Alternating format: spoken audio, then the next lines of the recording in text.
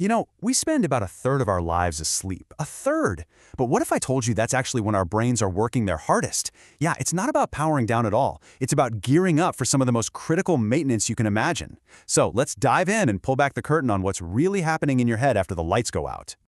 I mean, it's a great question, isn't it? Because most of us think of sleep as just, well, shutting down.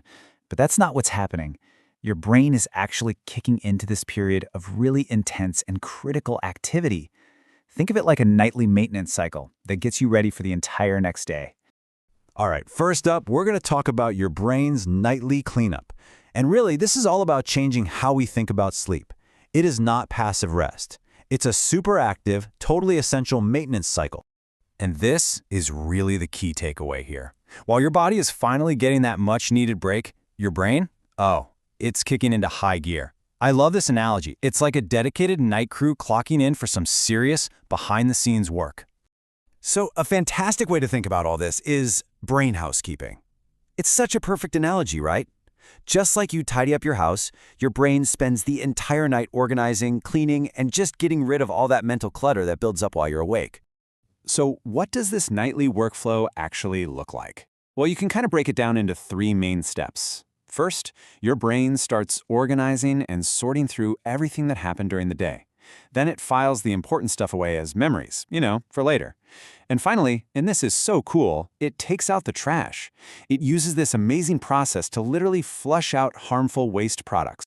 And here's something that is absolutely crucial to understand. It's not just about how many hours you're asleep, it's about the quality of that sleep. The more deeply you sleep, the better this whole cleaning process works. It's really the difference between just a quick surface wipe down and a real thorough deep clean. Okay, so if that's what a good night of sleep does for us, what happens when we don't get enough?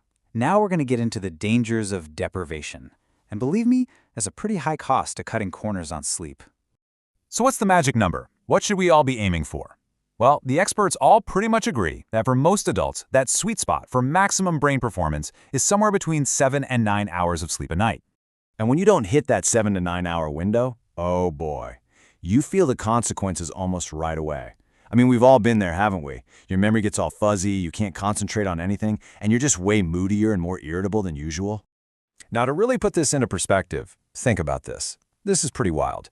The effects of going without sleep for too long are shockingly similar to being drunk. Seriously, in both cases, your judgment is impaired, your performance tanks, and your risk of having an accident just skyrockets.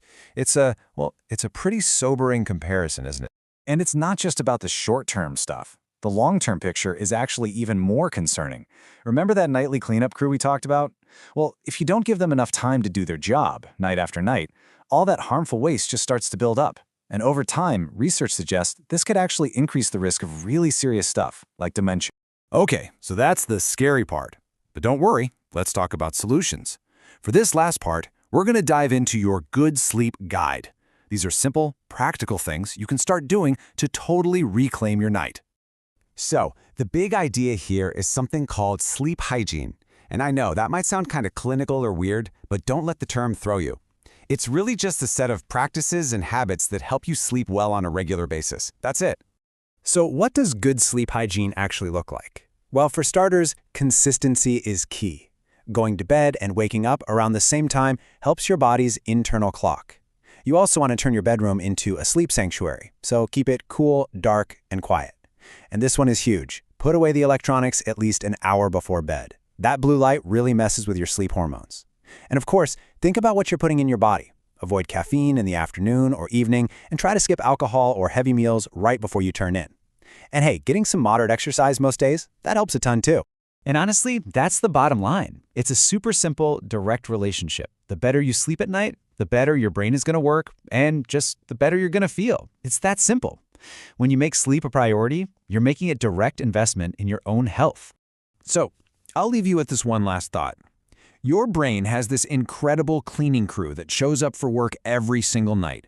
The only question is, are you giving them enough time to actually get the job done?